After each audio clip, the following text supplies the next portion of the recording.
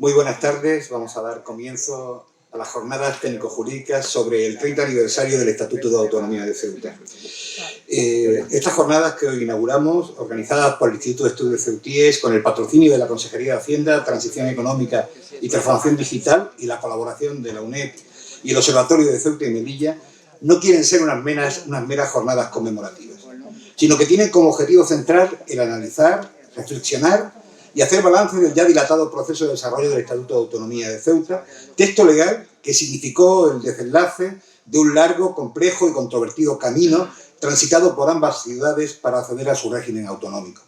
Un proceso que ha mostrado disfunciones, insuficiencias y la falta de un desarrollo coherente y sistemático que sea capaz de aprovechar a fondo los mecanismos legales, administrativos y políticos que los estatutos de Ceuta y Melilla brindan a las instituciones de ambas ciudades para afrontar los retos y las transformaciones necesarias para su modernización y progreso futuro. También es objetivo de estas jornadas la formulación de propuestas y alternativas que permitan profundizar, desarrollar, impulsar y mejorar la gestión de los mecanismos y resortes que los estatutos ponen en manos de las instituciones ceutíes y melillenses en la tarea de reforzar sus competencias y gestionar el desarrollo, su poder autonómico, encarando de forma decidida e integral el desarrollo normativo, reglamentario y legislativo que en estrecha colaboración con los poderes del Estado impulse todas sus potencialidades. Asimismo, es también objetivo de las jornadas, tras 3 décadas de experiencias, plantear y alumbrar las necesarias reformas en el texto de los estatutos que permitan corregir las limitaciones y aspectos negativos que en este tiempo la realidad de su desarrollo ha puesto de manifiesto, orientando la necesaria negociación con los poderes estatales y las fuerzas parlamentarias para poner en marcha los mecanismos de reforma previstos en sus textos. El estudio del desarrollo autonómico y del Estatuto de Autonomía ha sido una constante del Instituto de Estudios Ceutíes, impulsado de forma intensa y especial por uno de sus más ilustres y prestigiosos miembros, Adolfo Hernández Lafuente, actual decano de nuestra sección de Ciencias Sociales, verdadera alma organizadora de esta jornada, que es, sin lugar a dudas, el mayor experto en la materia de cuya pluma han salido las obras más importantes con un trabajo continuo y sistemático, que además tomó parte importante en la gestación de los textos y que, sin duda, es uno de los más firmes valores intelectuales ceutíes. Sus trabajos son imprescindibles para comprender el devenir autonómico de Ceuta y Melilla. Muchas gracias, Adolfo, por tu imprescindible y generosa aportación. También queremos agradecer al presidente de la Ciudad Autónoma, don Juan Vivas Lara, su participación, pues su experiencia es también imprescindible para el desarrollo de estas jornadas, al haber dirigido en el puesto de mayor responsabilidad el ente autonómico de forma continua durante ya casi un cuarto de siglo, que le ha permitido ser un actor de primer orden en el proceso. Por supuesto, también agradecer la participación en la organización de las jornadas de la UNED de Ceuta, muy especialmente a su director, don Carlos Rontomé Romero, organizador de la mesa redonda que tendremos a continuación, y, por supuesto, la contribución generosa de 3 prestigiosos juristas expertos en la materia, cuya aportación, conocimiento, propuestas y reflexiones serán fundamentales en el desarrollo de la jornada: Luis Pomet, Alejandro del Valle y Ángel Menéndez Rechar. Por fin, agradecer el generoso patrocinio y el trabajo desarrollado por la Consejería de Hacienda, presidida por Kisi Chindaramani, y su equipo, muy especialmente del director general, don Juan Manuel de la Torre. Y, en definitiva, muchas gracias a todos, con el deseo de que las jornadas sean verdaderamente útiles, cumpliendo el objetivo de coadyuvar al perfeccionamiento futuro de nuestro régimen autonómico. Muchas gracias.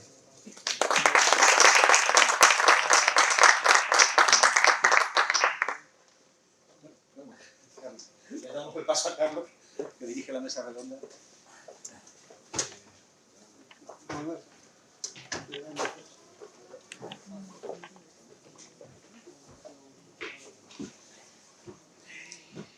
Si queréis, yo voy a sentar unas...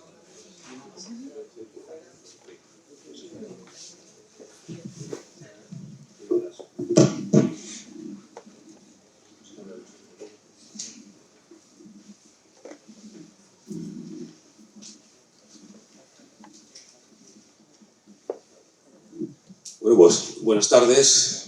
Muchas gracias por su presencia en este inicio de las jornadas dedicadas al Estatuto. Creo que el director de Estudios Ceutíes, José Antonio Alarcón, ha hecho una presentación más que sobrada de lo que se pretende con estas jornadas. Y lo que voy a pasar directamente, dado que nos quedan 50 minutos y tampoco me gustaría organizar esta mesa un poco de una forma pues amena y que fuera ligera, en el sentido de que fuera rápida, porque tenemos poco tiempo.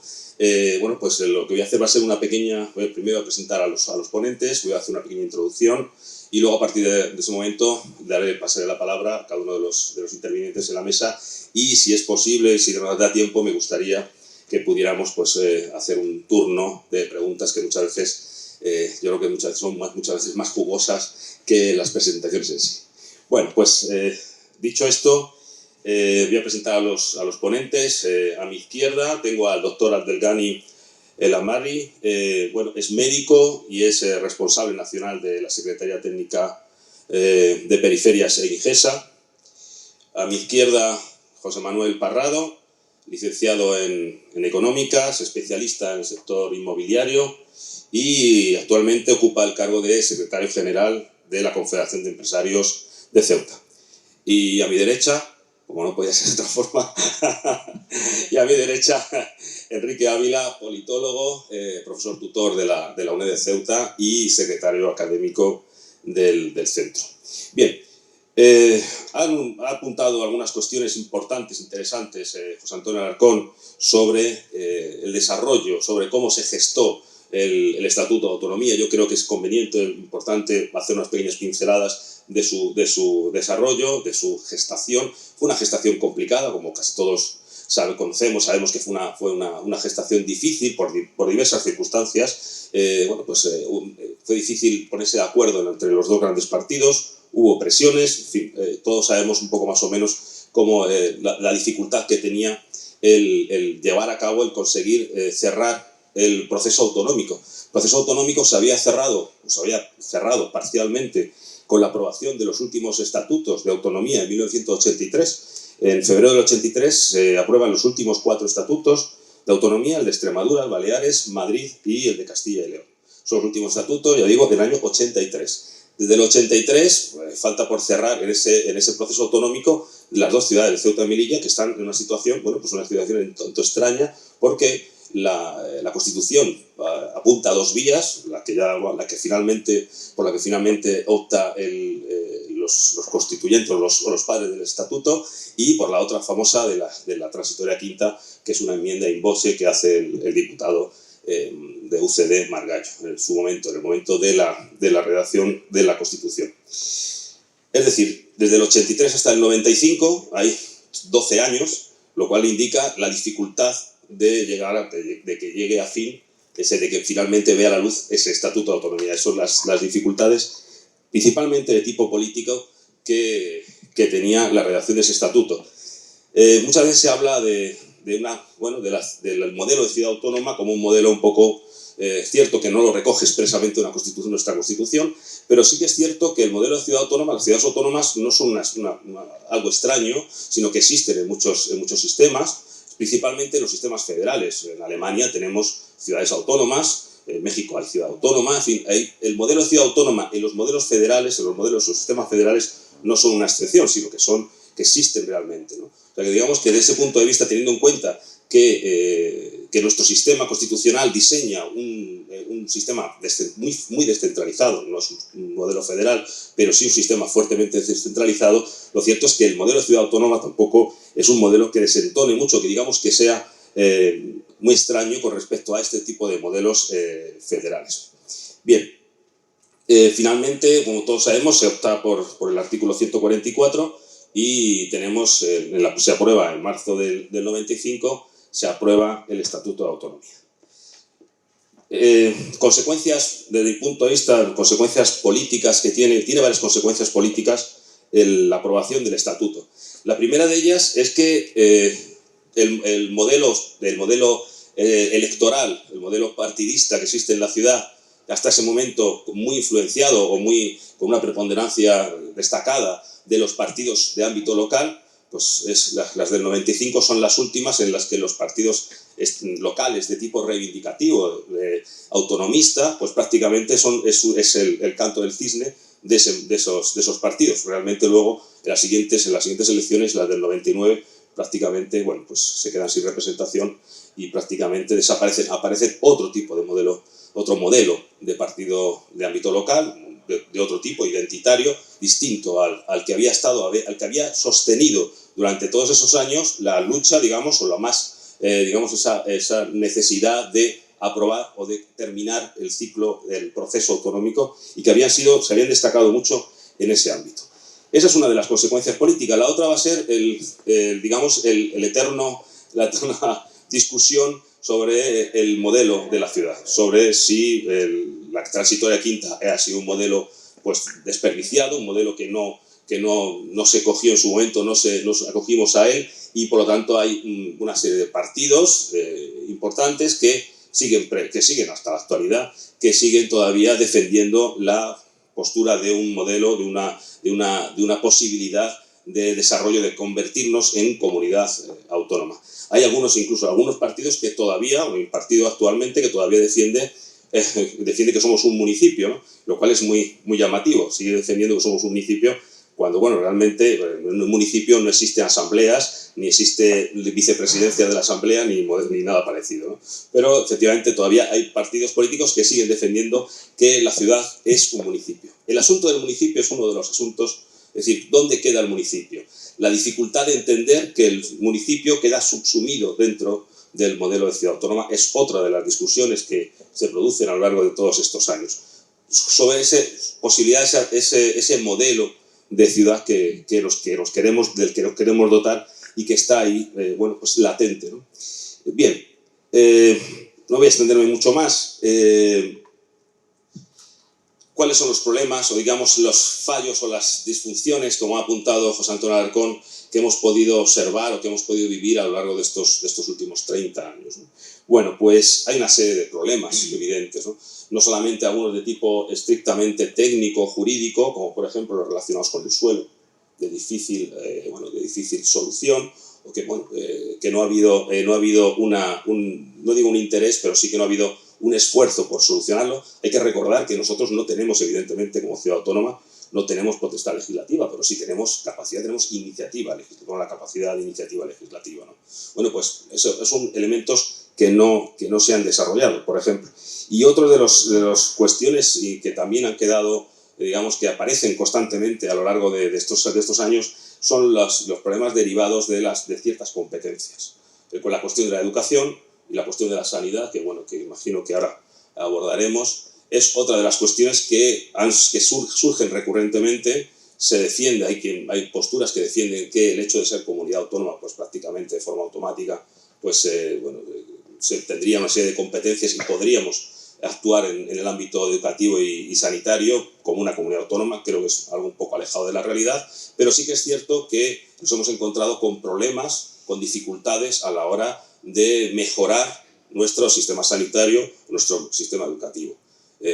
Quizás pues ha faltado en estos últimos años la posibilidad de ser un poco imaginativos y crear algún tipo de órgano o algún tipo de elemento híbrido que pudiera establecer una colaboración constante y formal entre las dos administraciones para mejorar esa situación, porque como por ejemplo en el caso de la dirección provincial, pues es una dirección provincial y por lo tanto es una administración periférica del Estado, pero está muy limitada, evidentemente.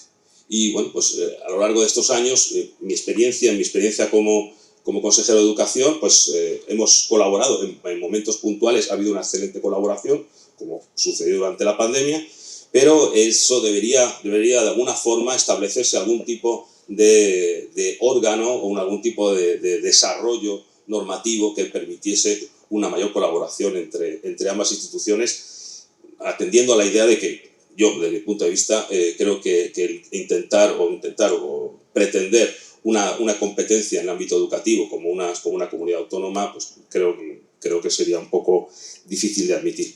Y la otra cuestión importante desde el punto de vista organizativo es la dificultad para llevar a cabo esa capacidad de autogobierno que recoge nuestro estatuto.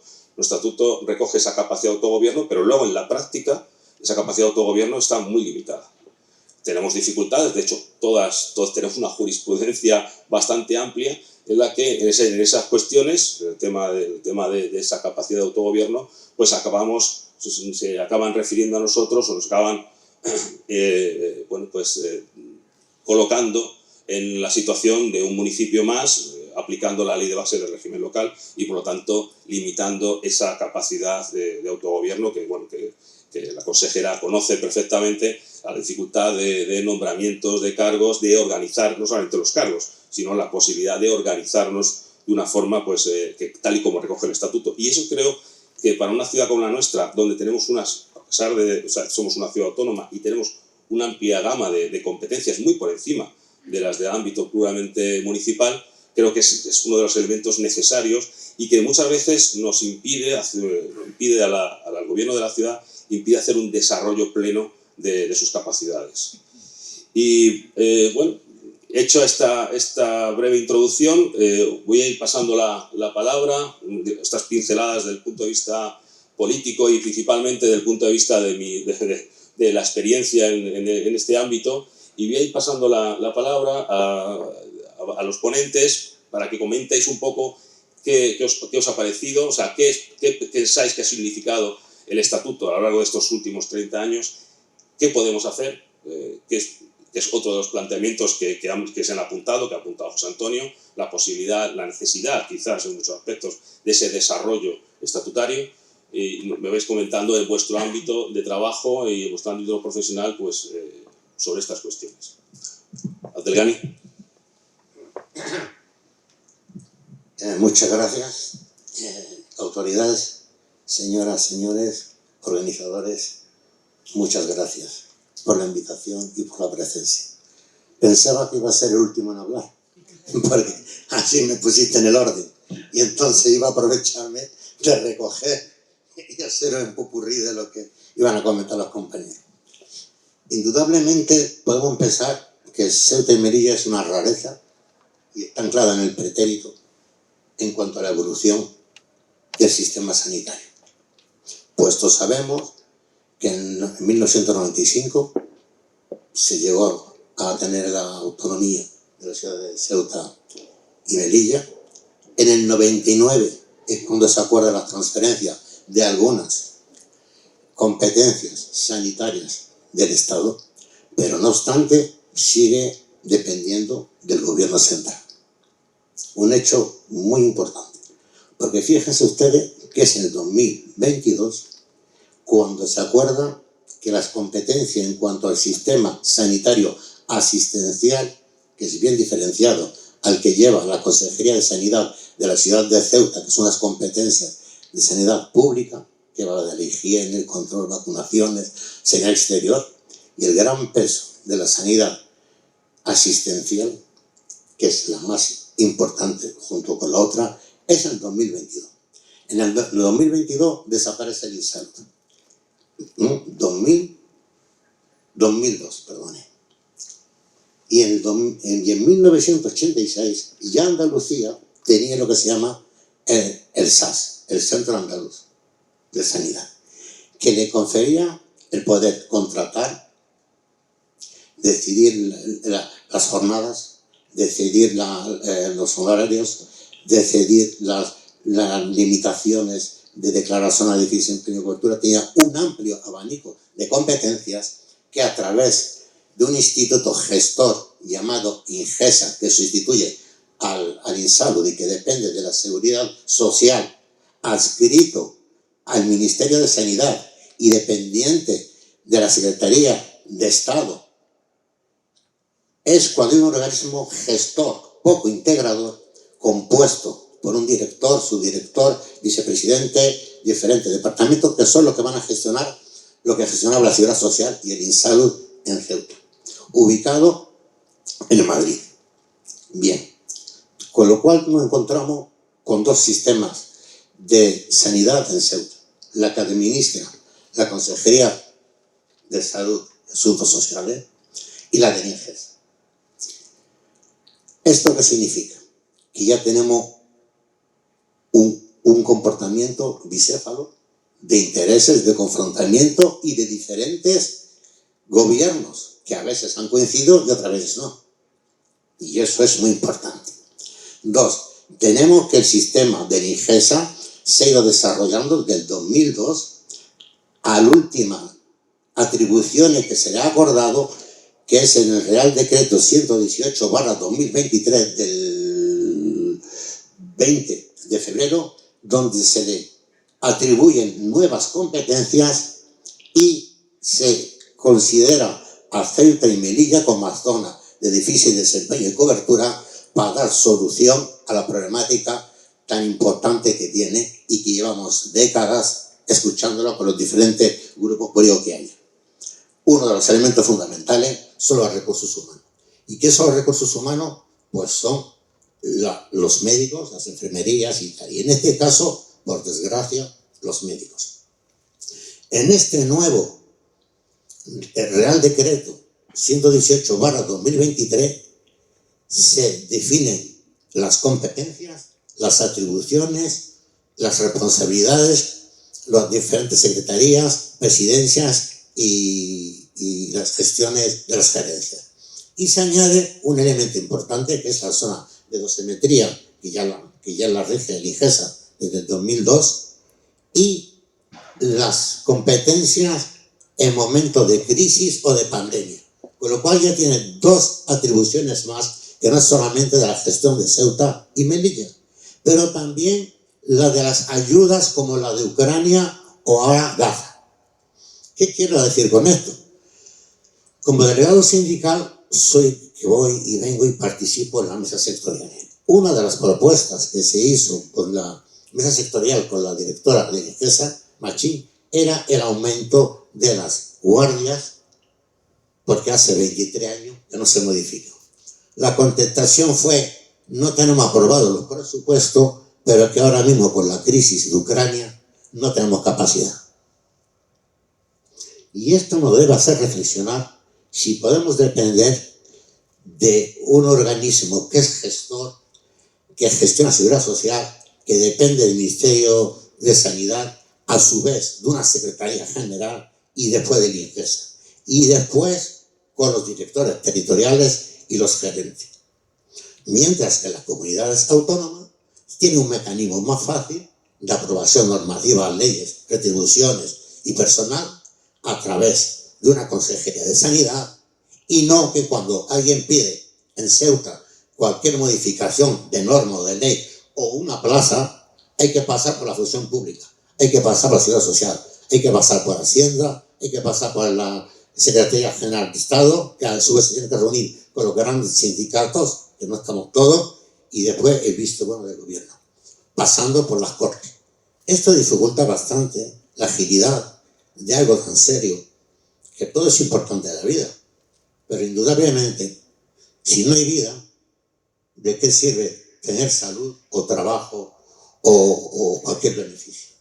Y después, lo más importante es la salud. La salud desde el punto de vista de la prevención es fundamental, porque con eso evitamos los enormes gastos que podemos tener en los tratamientos costosos que hoy en día.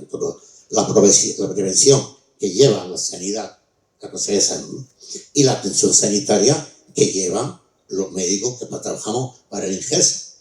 Ahora, para llevar una actividad acorde con los tiempos, acorde con las necesidades, no vas a estar constantemente diciendo que todo está bien cuando alguien denuncia o comenta o dice que hay un problema, incluso se aportan soluciones.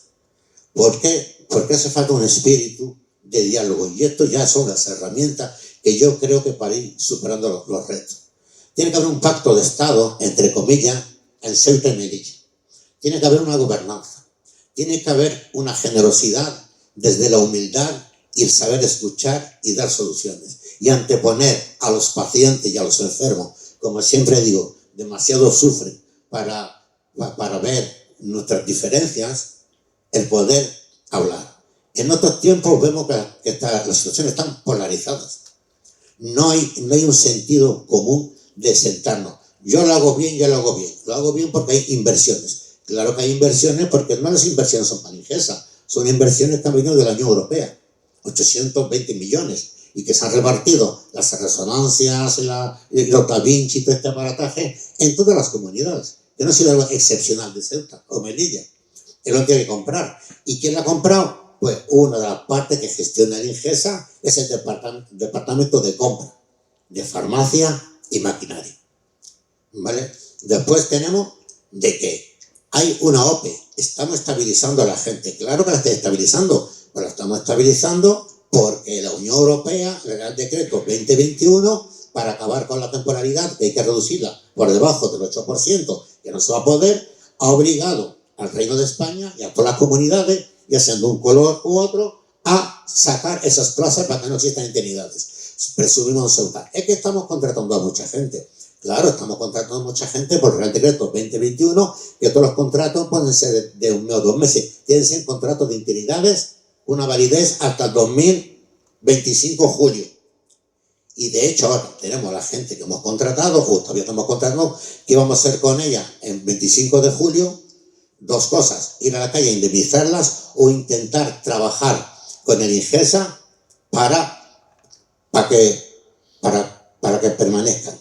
Pues bien, ¿cómo podemos hacer eso si no somos una comunidad autónoma?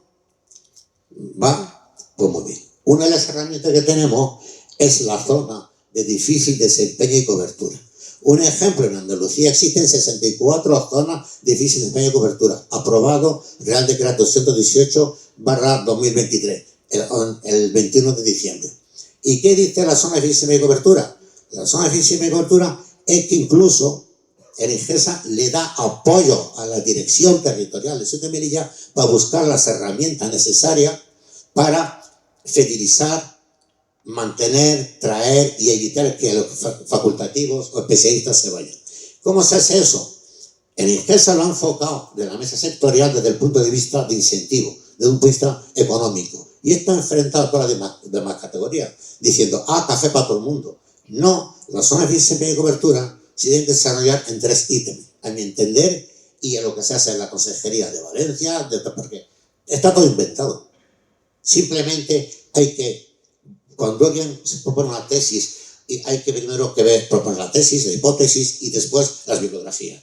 Después contrastar, hacer la varianza, hacer la estadística P-011, y ya tenemos el resultado.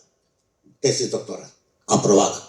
¿Aquí qué tenemos que hacer? Pues lo mismo. Si en Valencia, que tienen miles de médicos, no 200 médicos que tenemos aquí, no superamos los 150.000 habitantes, no tenemos 50.000 trabajadores, como puede tener Valencia, y han acordado, primer ítem, fidelizar a la gente. ¿Cómo lo podemos hacer? Pues mire ustedes, si usted se queda a trabajar aquí por más de 5 años, pues va a tener más puntos para los traslados. Si usted se queda a trabajar aquí, va a tener una reconciliación familiar de tener una guardería para cuidar a sus hijos. Si usted vive más lejos y tal, pues le vamos a pagar la gasolina. Si usted tiene el sitio de la colaboración y ayudar, pues le vamos a dar 2 días de descanso por semana. Que usted viene y trabaja de lunes a martes 48 horas, en vez de tal cual, pues tiene usted estos días.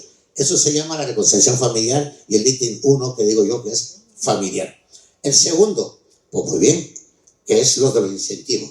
Si ahora mismo no tenemos una pediatra, por poner ejemplo, pediatra psiquiátrica, y voy a hablar desde la experiencia, cuando he sido jefe de servicio, pues no la hay.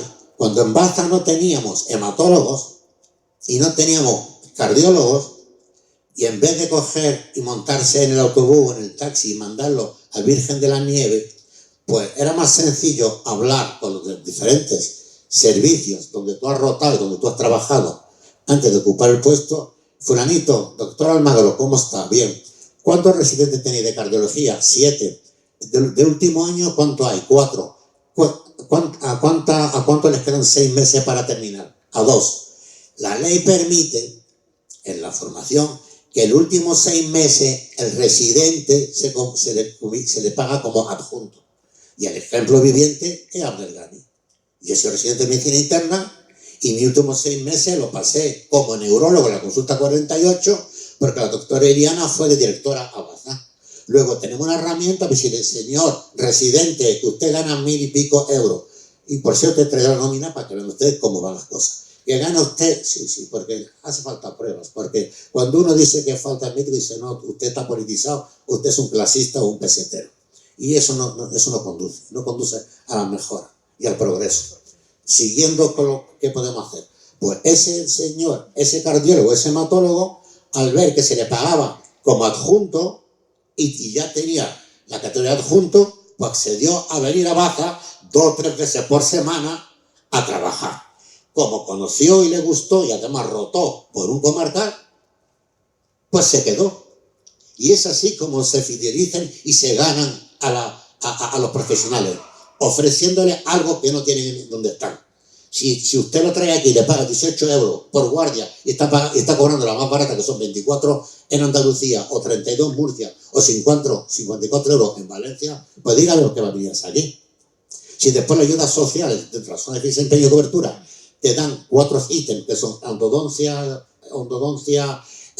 óptica, y en Mallorca te ayudan por cuidado de hijos, por cuidado familiares, por 10 ítems, pues te queda ahí. Luego las zonas de desempeño y cobertura son incentivos, y de hecho ahora mismo hay 32 millones dotados más el plan estratégico de los 52 millones que están aprobados. Hay una partida para las zonas de desempeño y cobertura. ¿Qué tenemos aquí? No hay psiquiatra infantil. Si no hay psiquiatra infantil, pues habrá que buscarla. ¿Cómo se busca? Con contacto con todos los hospitales de referencia. ¿Y cómo los traen? Ofreciéndole lo que no tienen. Mejoras. En Mallorca han pagado 20.000 euros anuales a un oncólogo para que viniese, y ahora tienen 4 oncólogos. Pero que en Ceuta hemos tenido una oncóloga que se ha ido por el simple hecho de que Nigesa no tiene el esfuerzo de crear una plaza. Porque si ahora tenemos la propaganda de que tenemos 150 plazas que van a salir, son 150 plazas que están ocupadas por interinos. Y no es una creación de nuevas plazas dotadas económicamente. Luego, herramientas las hay. Interés, a veces sí, otras veces no. Pero el enfrentamiento gratuito no conduce a ningún sitio cuando se trata de alguien que sufre. Y cuando se trata de algo tan serio como es la salud. Muchas gracias. Dani. Muy bien. Juan Manuel. Bueno, pues me toca, aunque yo no voy a hablar de salud porque no es mi campo.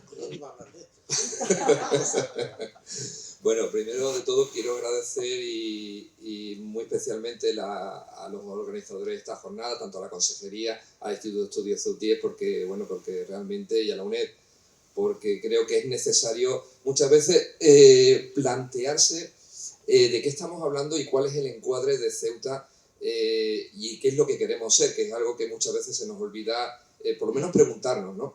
Yo entiendo que el Estatuto de Autonomía es la respuesta a esa pregunta precisamente, a qué es lo que queremos ser y qué es lo que queríamos ser en un momento determinado donde desde la ciudad de Ceuta no estaba bien definida su encuadre dentro del Estado, ¿no? Entonces realmente desde el punto de vista empresarial, que es lo que yo me voy a centrar, no voy a andarme demasiado por las ramas, en el año 95 realmente el hecho de entrar dentro del Estado de las autonomías, es decir, ya con nombre y de pleno derecho, yo creo que para las empresas y para el sector económico en general supuso la respuesta a un concepto que las empresas siempre tienen muy presente, que es la seguridad jurídica. Esa seguridad jurídica que cualquier empresa, cualquier empresario, cualquier actividad económica o inversora busca en cualquier actividad que realiza, pues de golpe y porrazo en Ceuta se cerró. Se cerró, a priori parecía que de manera muy satisfactoria, porque de golpe y porrazo íbamos a tener un estatuto de autonomía, eso quiere decir que íbamos a ser una de las 19 autonomías, algo que por cierto nosotros sí tenemos interiorizado, pero el resto de España no siempre tiene igual de interiorizado, ¿no? Entonces, muchas veces siguen hablando de 17 autonomías, 17 comunidades autónomas, cuando lo correcto sabemos que es hablar de 19 autonomías o 17 comunidades autónomas y 2 ciudades autónomas, ¿no? Bueno, eso es algo muy común. De hecho, ahora cuando ha habido el apagón, yo me acuerdo que los noticiarios decía toda España excepto Baleares y Canarias, ¿no? Excepto Vicente Vallés, que sí tenía la deferencia de decir y Ceuta y Melilla, con lo cual, bueno, yo me sentía bastante orgulloso de ese tema.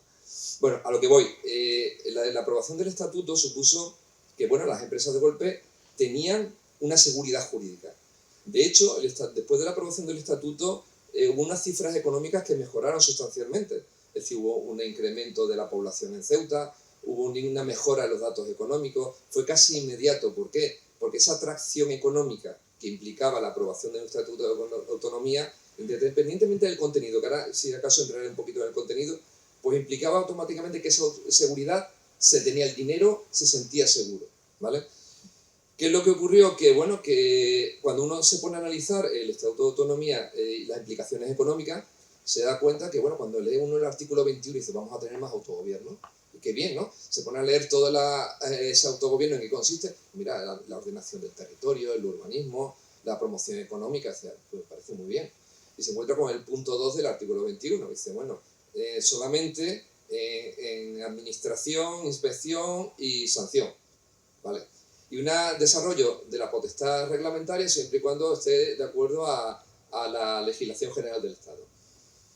Muy bien, hasta ahí bien. El problema surge cuando empiezan las empresas y el sector económico a tener necesidades legislativas, ya que no tenemos competencias legislativas en el Estatuto. ¿Cómo solucionamos esto? Bueno, pues vamos a intentar hacer desarrollo reglamentario. ¿Qué pasa? Que no hay desarrollo reglamentario. ¿Te das cuenta que es un problema del Estatuto? Pues no sé muy bien si es un problema del Estatuto o un problema de que no se ha desarrollado adecuadamente o aplicado el Estatuto. Bueno, de acuerdo, si no aplicamos reglamento, vamos a hablar de proponer leyes nuevas que solucionen nuestros problemas económicos. Hablo siempre de económicos. Estamos hablando de una mejora de la ley del IPSI aplicada al IVA, la deducibilidad, algo que, bueno, la consejera sabe perfectamente que llevamos mucho tiempo intentando conseguir. El vacío normativo que existe en legislación como la aduanera, una legislación mucho antes del Estatuto de Autonomía y que nos deja un poco como una rara avis dentro del territorio aduanero nacional, no sabemos muy bien dónde encajamos. O, bueno, un desarrollo realmente de una ley del suelo, que es algo que recientemente, en colaboración con el Instituto de Estudios CEUTIE, el Observatorio de Ceuta y Melilla, el Colegio de Arquitectos y el Colegio de Abogados, hemos intentado promover. Pero claro, toda esa necesidad y carencia legislativa que no nos permite desarrollar directamente desde la ciudad, si no lo permite el artículo 13 y el artículo 26. Ambos artículos permiten que a través de la Asamblea se promuevan o bien las medidas al gobierno directamente para que solucione esas carencias normativas, o bien nosotros la Asamblea proponer un proyecto de ley, presentarla a la mesa del Congreso, e incluso se prevé que, bueno, 3 representantes de la Asamblea puedan defender ante la mesa del Congreso esa propuesta de ley. Bueno, es algo que estamos intentando promover ahora, por ejemplo, con la ley del suelo, ¿de acuerdo? Pero seguimos teniendo el principal problema. La traba realmente está en el Estatuto de Autonomía, en la falta de desarrollo del Estatuto de Autonomía, o voy incluso un poquito más allá, está realmente en lo que queremos ser. ¿Por qué digo esto? Lo digo porque, dadas las trabas que nos encontramos a nivel económico en el Estatuto de Autonomía, muchas veces nos planteamos posibles soluciones que creemos que nos van a solucionar la vida y que saltan el Estatuto de Autonomía. Estamos hablando, ¿deberíamos pertenecer a la Unión Aduanera? ¿Y por qué nos planteamos esto? Pues porque el Estatuto no nos permite legislar lo que nosotros queremos legislar. Vamos a entrar dentro de la Unión Aduanera. ¿Deberíamos crear una zona económica especial para Ceuta y Melilla, dado que tenemos ciertos problemas que solucionar? Esto lo planteamos porque el Estatuto no nos dice claramente que legislemos sobre lo que necesitamos legislar. ¿Desearíamos ser región ultraperiférica? Oye, que quizás eso también nos solucionaría parte de los problemas. Entonces yo parto de la base de que el Estatuto de Autonomía ha supuesto algo muy positivo para Ceuta y sobre todo para el sector económico. ¿Por qué? Porque nos ha dado un papel de partida dentro del encaje autonómico del Estado. Ya somos una autonomía. Pero ahora viene la segunda parte. ¿Qué debemos hacer a partir de ahora, dado que el Estatuto nos impide desarrollar adecuadamente las necesidades normativas que tenemos, ya que no tenemos de competencias legislativas plenas? Una opción, pues mira, podemos modificar el Estatuto haciendo unas competencias legislativas parciales. Eso evidentemente hay que negociarlo, porque el problema no está en el Estatuto. El problema está en la negociación que Ceuta tiene que hacer con el Estado sobre cuál es nuestro papel y nuestro encaje dentro del Estado. Porque mientras eso no lo tengamos claro, el Estatuto no es una varita mágica que nos va a dar la solución a todos los problemas. Es decir, el Estatuto es más que un reflejo de la negociación que nosotros hacemos. Entonces yo pienso que el Estatuto ha cumplido una función muy importante. Pienso que económicamente nos ha dado estabilidad. Pienso que las empresas, gracias al Estatuto, han llegado a donde estamos ahora mismo. Pero sigo pensando que las empresas ahora mismo tienen una necesidad imperiosa que ahora mismo el Estatuto no le está dando respuesta. Y hablamos no solo de estos ejemplos que he puesto, hablamos de nuestro mismo régimen económico y fiscal, que necesitamos blindarlo, bien sea a través del Estatuto de Autonomía, que sería una opción, bien sea a través de una ley expresa que nos blinde nuestro régimen económico y fiscal. el ejemplo más evidente lo hemos tenido recientemente con algo que pensábamos que era inamovible, que era nuestra bonificación a la seguridad social, y que de golpe y porrazo, de un día para otro, pues nos vimos que nos la desmantelaron absolutamente. Y luego poquito a poco hemos ido recuperando parcialmente algunos de esos, pero no ha sido total, de manera que seguimos sin tener esa ventaja que teníamos anteriormente. ¿Pero por qué? Porque no la teníamos blindada. Y es algo tan sencillo como eso. Entonces, yo pienso que el estatuto tiene mucho margen de mejora. Pienso que tenemos que tener un debate interno. Cuando digo interno, me refiero a nivel de ciudad, ¿no? Previo sobre cuál queremos y cuál consideramos que es mejor el encaje para nuestro futuro dentro del Estado español. Y cuando tengamos claro lo que queremos ser y cuáles son nuestras necesidades, entonces tomar las decisiones. Ahora mismo plantear una modificación del estatuto sin tener claro cuál es el objetivo como ciudad, lo veo un poco un debate vacío. Un debate vacío porque sí es verdad que hemos detectado algunas carencias, algunas necesidades que se pueden implementar, pero el objetivo yo creo que no es implementar una solución temporal o coyuntural para un problema que es estructural.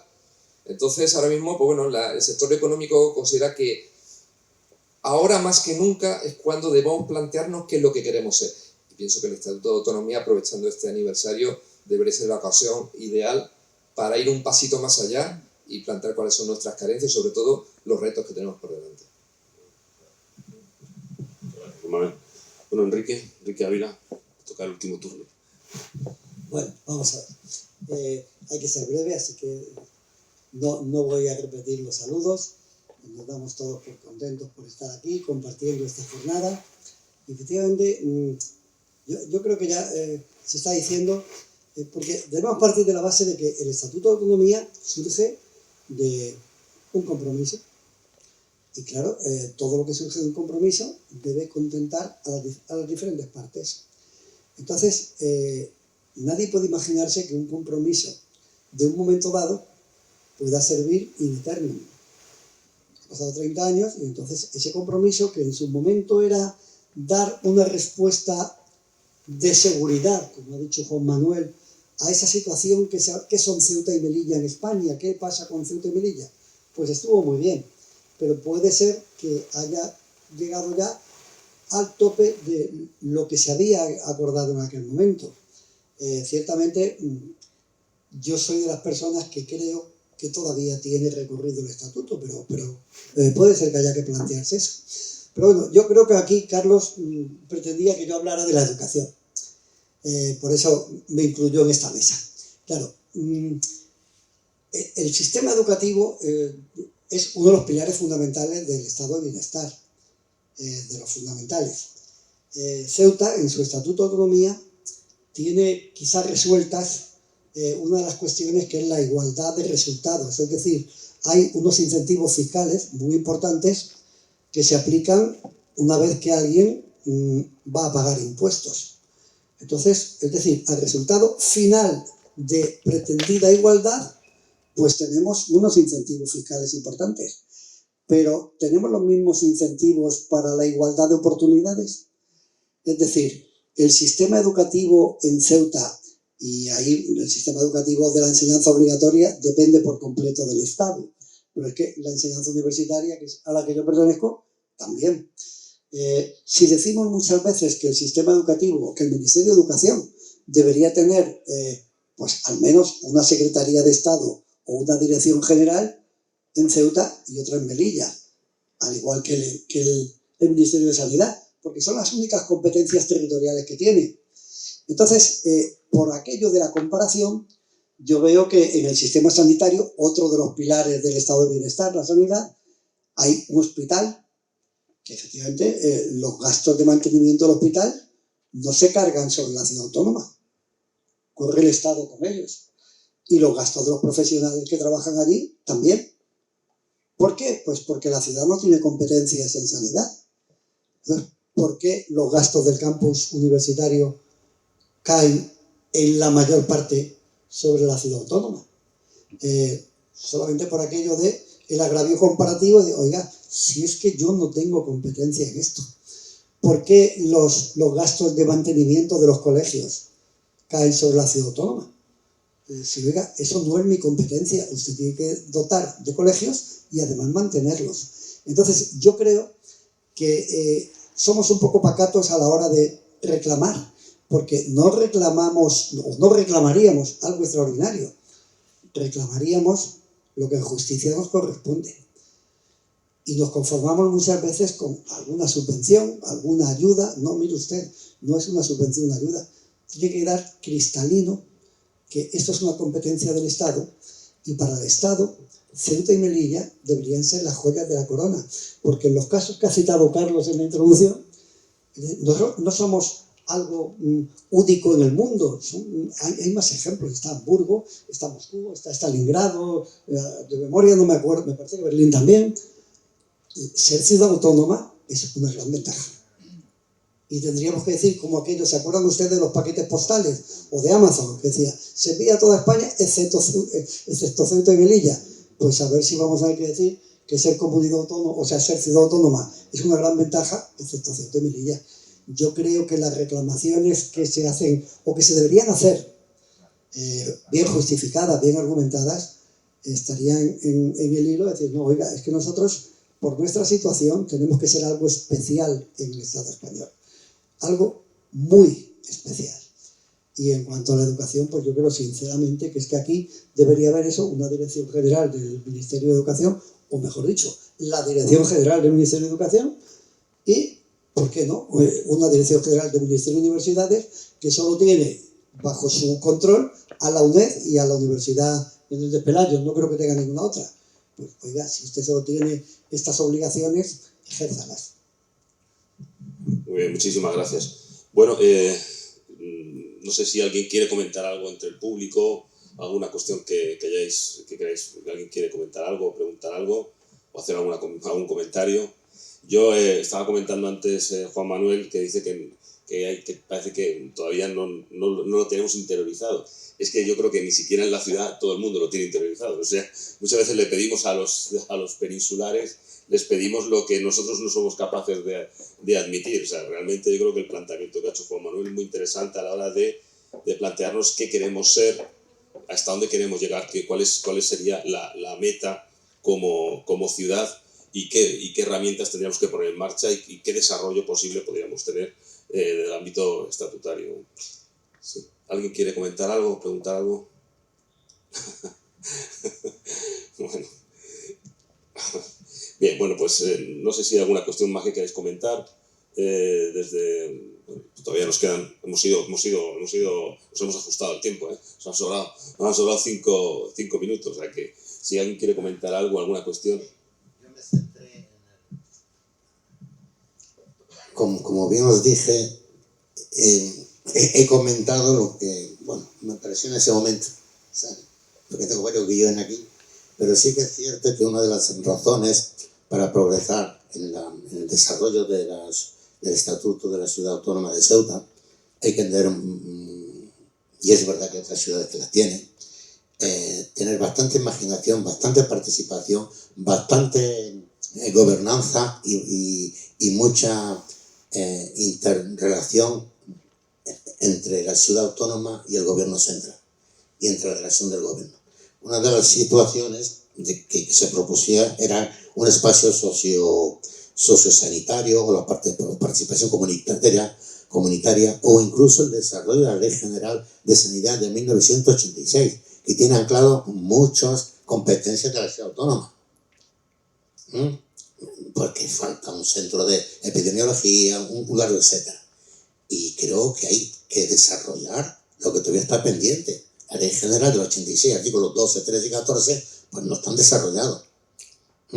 Referente al sistema sanitario que el IGESA o la ciudad o la educación, pues tenemos que crear un elemento importantísimo, que es un vacío actual, que es una colaboración de educación y sanidad en relación a una cosa que es muy elevada en Ceuta, que es el fracaso escolar. Y eso tiene que ser a través de una unidad de atención, de salud mental y contra los colegios. Porque yo que me pateo en las calles, porque aunque soy internista, infectólogo, me gusta el 061, el desasiego y el sufrimiento que hay en numerosos hogares en Ceuta es tremendo, porque hay problemas de los niños en las escuelas que no están diagnosticados y se convierten en fracaso escolar con expedientes para la calle, ven, entra y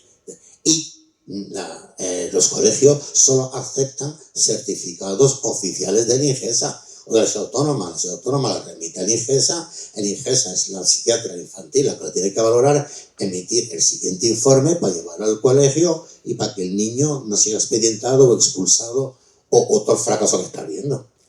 Y eso es fundamental. Bueno, era un ejemplo, gracias. Muchas gracias. Efectivamente, hay cuestiones cuestiones que comentas en el ámbito sanidad y en el ámbito de educación que suponen que es el día a día y que evidentemente tenemos unos límites muy importantes. Como tú has señalado, el fracaso escolar, por ejemplo, el abandono escolar temprano y el fracaso escolar son pues, dos elementos que se han convertido en algo pues, endémico en nuestra ciudad. Las dos ciudades, casualmente, las dos ciudades de Ceuta y Melilla, son las que presentan mayores índices, ¿no? Por lo tanto, aparte de otras cuestiones que se pueden apuntar de tipo poblacional o socioeconómico, que también las hay evidentemente, pero el no tener unas herramientas legislativas, unas herramientas que nos permitan poder superar o poder mejorar esos niveles, pues la verdad es que sería otro de los elementos importantes para plantearnos la necesidad de ese desarrollo, de esa transformación del estatuto que nos permita mejorar en ese ámbito, ¿no? Bueno, pues no sé si alguien quiere comentar alguna cuestión y si no lo vamos a dar por finalizado esta mesa. Muchísimas gracias a los participantes. Espero que haya sido útil, que es una mesa de introducción a las jornadas, un poco para poner en contexto lo que han sido estos 30 años y lo que puede venir a partir de ahora, lo que podemos plantearnos con respecto al estatuto a partir de ahora, y luego a continuación tendremos a los expertos jurídico-técnicos como el profesor Adolfo Lafuente para hablarnos del propio estatuto. Así que muchísimas gracias.